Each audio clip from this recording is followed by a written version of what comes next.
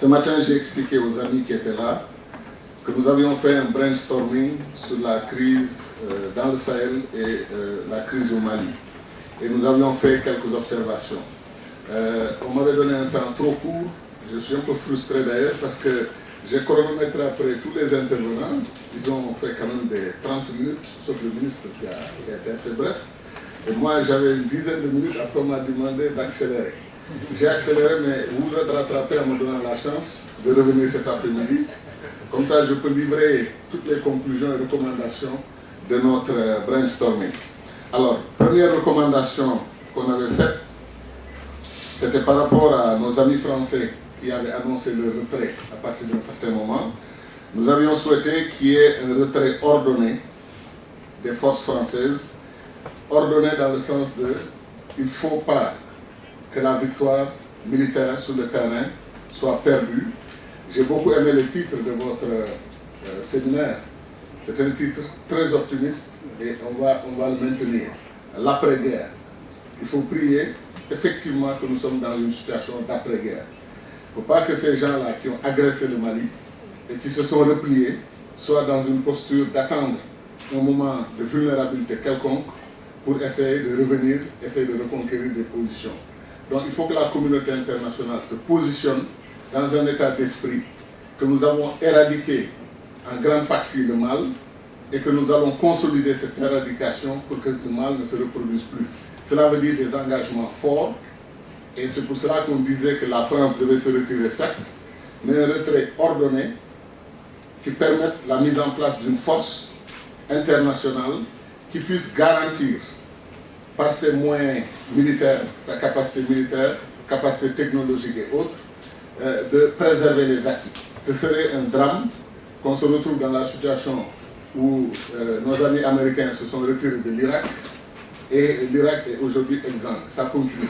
Afghanistan, on sait ce qui se passe là-bas. C'est très compliqué, les situations d'après-guerre dans la gestion qu'on doit en faire. Donc, c'est très bien qu'on ait dit retrait ordonné et ensuite arriver des forces internationales. Honnêtement, on avait souhaité, parce que notre brainstorming s'était tenu au mois de février, on avait souhaité que le Tchad, qui a joué un rôle héroïque et historique dans le nord du Mali, et qui a sauvé encore une fois l'honneur des Africains, que le Tchad puisse jouer un rôle important du point de vue de la base militaire et des combattants qu'on va mettre en place, vu leur expérience historique qui ne date pas d'hier, et vu leur capacité de combattants aguerris dans les zones qui étaient concernées. C'était beaucoup plus intéressant pour nous, parce qu'à l'époque, on nous disait qu'il y avait possibilité qu'on envoie nos amis pakistanais, Bangladesh et tout ça. Dans cette partie du Mali, en ce moment-là, ça nous pose un problème. Bien sûr, on est force internationale, il n'y a aucune discrimination, tout le monde peut venir, mais ce que nos amis tchadiens, nos frères tchadiens peuvent apporter comme expérience, et qu'ils ont déjà prouvé, ça nous semble important, que le Tchad constitue parmi les noyaux durs des forces qui vont venir au Mali. Deuxième proposition qu'on avait faite, c'est la question essentielle de la sécurisation du Nord Mali.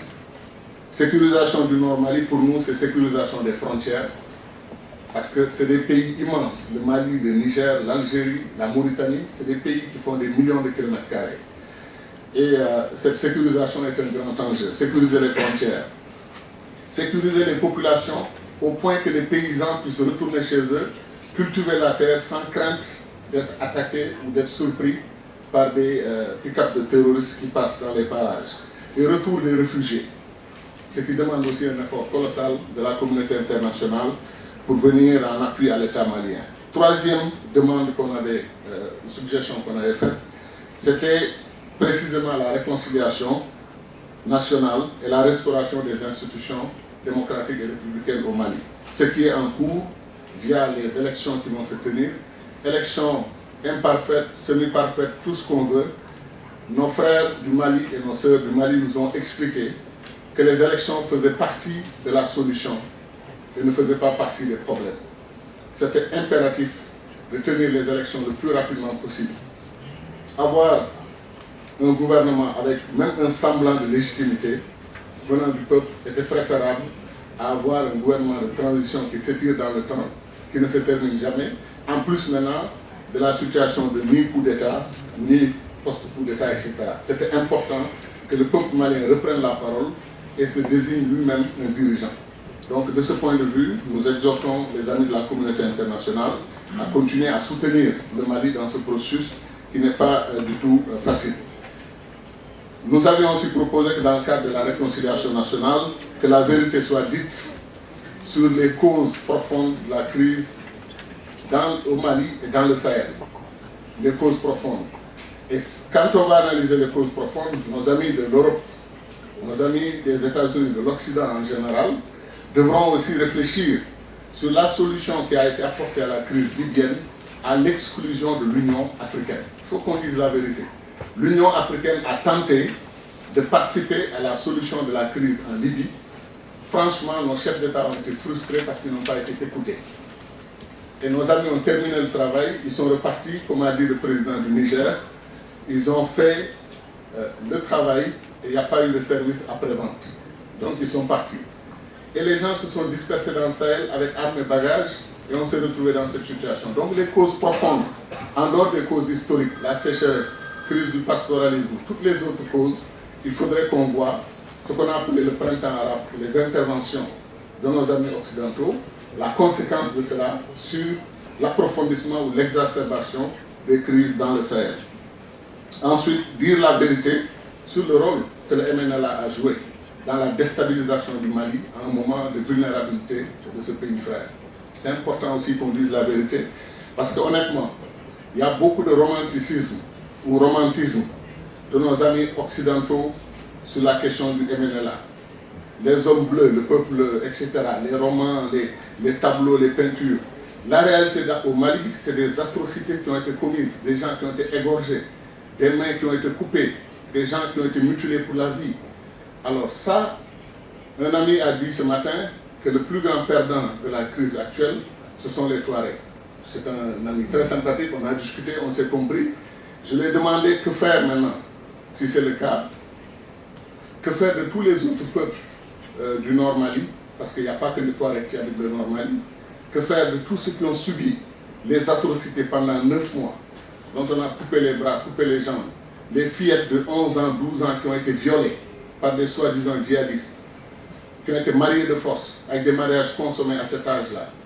Que dire de la destruction d'une partie importante du patrimoine historique, culturel, intellectuel du peuple africain qui est consigné à Tombouctou. On nous a dit que plus de 5000 et quelques manuscrits ont été détruits. C'est une catastrophe pour l'Afrique et une catastrophe pour l'humanité. Les grands perdants, c'est le peuple malien d'abord et c'est tous les peuples africains. Parce que pour nous, cette crise n'était pas une crise touareg, n'était pas une crise d'une communauté, c'était une crise dans le Sahel et comme nous l'avons dit, c'est une crise africaine fondamentalement. Donc de ce point de vue, il est bon que la vérité soit dite en y mettant les formes et en y mettant aussi une volonté de réconciliation. Parce qu'on ne dit pas la vérité pour blesser, on ne dit pas la vérité pour accuser, on dit la vérité parce que tant qu'on n'a pas dit la vérité, comme disait l'autre, les contradictions mal résolues ressurgissent toujours et font plus de dégâts. Donc il est bon de dire la vérité. Et ensuite, il faut la justice.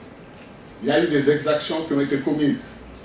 J'ai entendu pour la première fois dans la phraséologie internationale les Maliens à peau foncée et les Maliens à peau claire. Je n'ai jamais compris ce que cela voulait dire, parce qu'il y a des peuples maliens qui sont peut-être plus clairs que les Italiens, et on les considérera comme des peaux foncées. C'est trop compliqué. Et je pense qu'il faut faire très attention.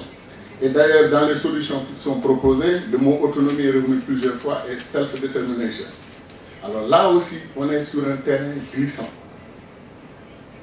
Les Touaregs sont en Algérie, ils sont au Mali, ils sont au Niger. Si on entre dans la logique de l'autonomie, on risque d'avoir mon groupe ethnique, ce sont les Peuls. Nous sommes des Hauptla, comme on dit, des Peuls. Nous sommes dans 20 pays d'Afrique. Si vous nous donnez l'autonomie, vous ajoutez 20 pays aux 50 et quelques pays qu'on a aujourd'hui, plus l'Azawad, plus la Casamance, on est parti sur un terrain très glissant. Il faut bien réfléchir. Si l'autodétermination des peuples et l'autonomie des groupes est une réalité qu'on veut implanter aujourd'hui en Afrique, non, je disais à un ami européen, pour blaguer un peu, mais j'y crois aussi, on n'a qu'à d'abord tester ça en Europe. Qu'on demande dans tous les pays européens quelles sont les régions, les peuples qui veulent l'autonomie. qu'on essaye ça en Russie, on va faire éclater la Russie. Qu'on essaye ça en Chine, on va faire éclater la Chine. Qu'on essaye ça en Inde, qu'on essaye ça au Brésil. On va se retrouver dans une situation mondiale extraordinaire. L'Afrique, on souffre de notre balkanisation. On nous a divisés en petits États, même en grands États, mais qui ont des problèmes de viabilité. Nous posons la question de notre unité. Si on ne nous aide pas à renforcer cette unité, cette intégration, on nous propose de continuer l'atomisation des États africains en petites entités non viables dans un monde qui sera de plus en plus le monde des global players. Vous avez l'Inde, vous avez la Chine, vous avez le Brésil, vous avez les États-Unis. Même l'Europe, si elle ne règle pas la question de son unité, risque d'être marginalisée dans 20-30 ans. Que dire de l'Afrique, avec des États comme le Sénégal, la Gambie, la Mauritanie, de petites entités qui pèsent des 2 ou 3 milliards, etc. par revenu annuel, c'est pas bon. Donc il faut faire très attention. Pour l'invite à penser la question de l'autonomie de l'Azawad, etc. La Casamance au Sénégal va tout de suite dire nous voulons ce que l'Azawad a obtenu. Et comme je l'ai dit, tous les Nords et tous les Suds en Afrique vont entrer en conflit, les Nords demandant l'autonomie ou les Suds demandant l'autonomie. Et on va se retrouver avec une centaine d'États ou d'entités en Afrique. Ce n'est pas possible. En tout cas, nous, Africains, panafricanistes, convaincus que ce n'est pas ça le destin de l'Afrique ni son avenir, nous n'accepterons pas cela et nous mènerons ce combat. Réconcilier, c'est ensuite pardonner. Pardonner. Si on se met à dire tous ceux qui ont été victimes, leur sang versé, etc., et on n'est pas dans une logique de pardon, ce n'est pas bon. Je termine sur un point important pour nous. Le Mali est dans le Sahel. Comme je l'ai dit, c'était l'épicentre du tremblement de terre, de l'agression terroriste qui est venue sur le Sahel. L'épicentre, voilà, je suis en train de conclure. Et parce que le Mali était l'épicentre, le Mali n'était pas seul. Ça veut dire quoi? Ce qui est arrivé au Mali pouvait arriver à n'importe quel autre pays du Sahel. Pour aujourd'hui sécuriser le Mali et sécuriser le Sahel, nous avons besoin, encore une fois, de dire la vérité. Il n'y a pas de solution définitive à la crise du Mali et du Sahel sans une implication de l'Algérie, de la Mauritanie, du Maroc, de la Tunisie, de la Libye et de tous les pays, effectivement, de la CEDEAO. C'est une erreur que de donner au CEDEAO, à la CEDEAO le monopole de cette crise. C'est une crise africaine par excellence. Il faut aujourd'hui que l'Algérie vienne à la table, le Maroc, la Mauritanie, la Tunisie, la Libye, le Tchad et peut-être bien d'autres entités, le Soudan et autres, qu'on devrait peut-être solliciter. Je termine en proposant ceci.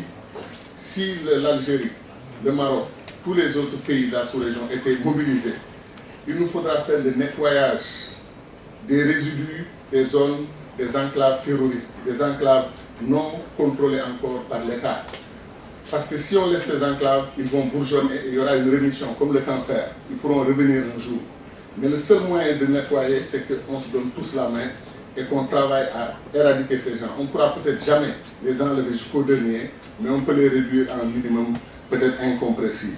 Donc de ce point de vue, nous avons proposé, et je termine parce que c'est un argument important pour nous, un de nos amis qui est intervenu ce matin, M. Millet, je crois, Bernard, qui a été excellent d'ailleurs sur son expérience du maintien de la paix, il a insisté sur le fait que notre proposition d'une force africaine rapide d'intervention était pour être une bonne proposition, mais ça prendra du temps, etc. Alors nous, ce que nous disons, et c'est un appel vibrant à la communauté internationale, faites le bilan des interventions après crise en RDC, en République centrafricaine, au Mali, etc. Voyez les milliards de dollars qui vont être dépensés. Ce que nous disons, c'est qu'au lieu d'attendre que les conflits éclatent pour courir après les conflits, pourquoi ne pas avoir une logique d'anticipation? Et aujourd'hui, l'Afrique, en 2004, on disait qu'il y avait 2 millions d'Africains sous les drapeaux. 2 millions. Et sur 2 millions, on ne pouvait pas mobiliser 10 000 pour aller au Darfour. On ne pouvait pas mobiliser 10 000 pour aller au Mali. Donc ce que nous disons, c'est qu'une base militaire africaine, basée dans un pays d'Afrique, avec nos amis, nos partenaires, Nations Unies, Union africaine, tout le monde, Italie, France, etc., chacun acceptant de mettre des moyens à la disposition. Les soldats africains sont brillants et braves quand ils sont bien équipés. Tout soldat qui n'a pas d'armes, qui n'est pas bien équipé, ne peut pas se défendre. Mais si on met les moyens, l'Afrique pourra aller au secours de l'Afrique. L'Afrique pourra s'occuper des conflits en Afrique. plutôt que d'attendre toujours, ce qui s'est passé avec la France ne peut pas se répéter éternellement. Donc il faut que l'Afrique prenne en charge sa défense, et c'est gênant que d'y aller au compte-gouttes. C'est-à-dire qu'il faut que l'Afrique attende qu'il y ait un conflit, on dit solution africaine au problème africain, après on court à l'Union européenne pour nous donner de l'argent. Ça n'a pas de sens. Il faut que les amis acceptent de contribuer maintenant, et on fournira les soldats, les officiers supérieurs, on a les moyens de le faire, et l'Afrique pourra assurer sa propre défense et avoir cet embryon d'armée africaine qui fait partie de notre objectif d'une Afrique intégrée, politiquement unie, capable de se défendre dans un monde où on ne fera de cadeaux à personne. Merci.